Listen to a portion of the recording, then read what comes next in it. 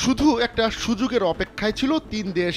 বাশার আল আসাদ দেশ ছেড়ে পালানোর সঙ্গে সঙ্গেই সিরিয়ায় বড় ধরনের বিমান হামলা চালায় যুক্তরাষ্ট্র। নিজেদের অবস্থান দৃঢ় করার জন্য মাঠে নেমে পড়ে তুরস্ক এবং ইসরায়েলও। তারাও সিরিয়ায় বিমান হামলা চালায়।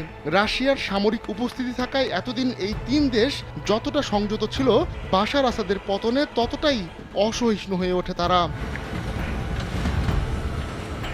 অত্যাধুনিক B-52 বোমারু বিমান, F-15 ও A-10 যুদ্ধবিমান দিয়ে সিরিয়ায় ৭৫টি হামলা চালায় যুক্তরাষ্ট্র।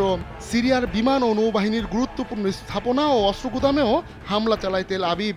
তবে ইসরায়েলের অভিযান কিংবা গোলান মালভূমির বাফার জোন দখল করে নেওয়ায় তেল আবিবকে কিছুই বলেনি যুক্তরাষ্ট্র। কামন ব্রো, এসব অনেক কিছু আসবে আর যাবে, এক্সপার্ট কিন্তু থেকেই যাবে। কিন্তু তুরস্ক যখন মানবিজ এবং উত্তরাঞ্চলীয় সিরিয়ায় সিরিয়ান ডেমোক্রেটিক ফোর্সেস SDF এর যোদ্ধাদের উপর হামলা চালায়, প্রায় সঙ্গে সঙ্গেই প্রতিক্রিয়া দেখায় ওয়াশিংটন। বিশেষ করে পেন্টাগনকে এ নিয়ে বেশি সরব হতে দেখা যায়। ওই হামলার পর ক্ষিপ্ত হয়ে ওঠে SDF। এরপর তারা যুক্তরাষ্ট্রের অত্যাধুনিক MQ-9 রিপার ড্রোন ভূপাতিত করে। গ্রুপটি ভেবেছিল ওই ড্রোনটি তুরস্কের। এ ঘটনার পর নাম প্রকাশে অনিচ্ছুক একজন মার্কিন কর্মকর্তা বলেন, পরবর্তী ৪৮ ঘন্টা কি হয় তা আমরা দেখব, তবে এ ধরনের ঘটনা দ্বিতীয়বার সহ্য করা হবে না।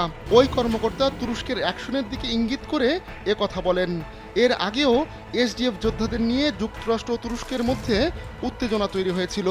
এ নিয়ে তখন তুরস্ককে সতর্কও করেছিল যুক্তরাষ্ট্র, কিন্তু তাতে কান দেননি তুর্কি প্রেসিডেন্ট রিসেপ তাইপ এরদোয়ান।